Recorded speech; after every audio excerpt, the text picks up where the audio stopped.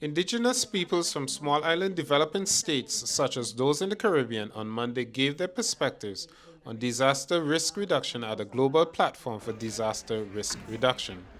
They said that too often the voices and perspectives of indigenous peoples are overlooked or not taken into consideration in decision-making practices, despite a tremendous wealth of accumulated knowledge.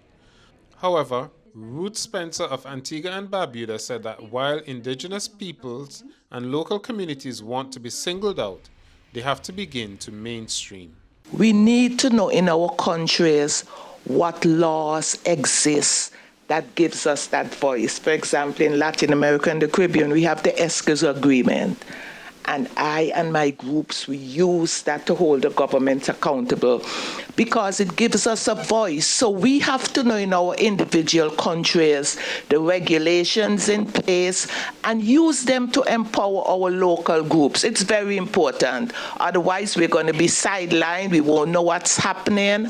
So that's my push today, integrate, because at the local level, we are doing so much actions that sometimes the governments don't even know about. We are meeting global agendas and targets, but we got to push ourselves. Use what laws and regulations are on the books to get our voices heard stronger. Presenting a Pacific Islands perspective, Caroline Kutoni of Fiji said science does not contradict indigenous knowledge of how the environment works. But when the science is coming out, it needs to be told in a way that even indigenous people can understand so that the work is going together. They do not contradict each other. There is not a single indigenous person in the Pacific that we've spoken to that says that the science contradicts what they've already known. But we do know that knowledge is localized to the area, and so our strategies are very context specific. And this is where we ask that investment be made to ensure that we are allowed to have these context-specific strategies as well, to ensure that as we're talking about building back better and resilient communities, the communities are allowed to drive their own agenda from the resources that they have in the way that they want it as well.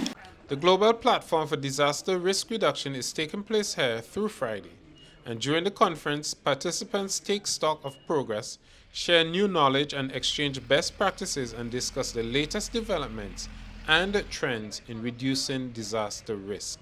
Kenton Chance, Eyewitness News, Geneva.